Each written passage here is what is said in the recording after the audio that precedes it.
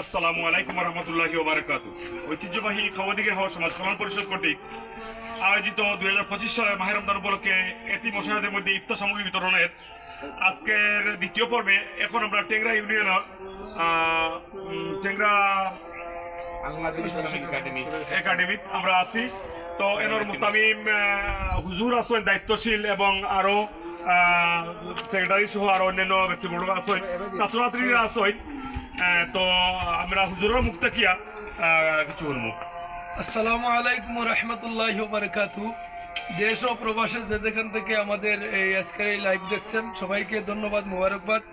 বিশেষ করে ঐতিহ্যবাহী খাওয়াদিঘি হাওর সমাজ কল্যাণ পরিষদের উদ্যোগে আপনাদের সুপরিচিত টেংরা বাজার আর নাজির ইসলামিক একাডেমি অ্যান্ড হিফজুল কোরআন এতিমখানা মাদ্রাসায় এই পবিত্র মাহে রমজানুল মুবারকে ইফতার সামগ্রী পৌঁছে দেওয়ার জন্য আমি ঐতিহ্যবাহী খাওয়াদিঘি হাওর সমাজ কল্যাণ পরিষদকে আমাদের মাদ্রাসা কমিটির পক্ষ থেকে আমরা ধন্যবাদ এবং মুবারকবাদ।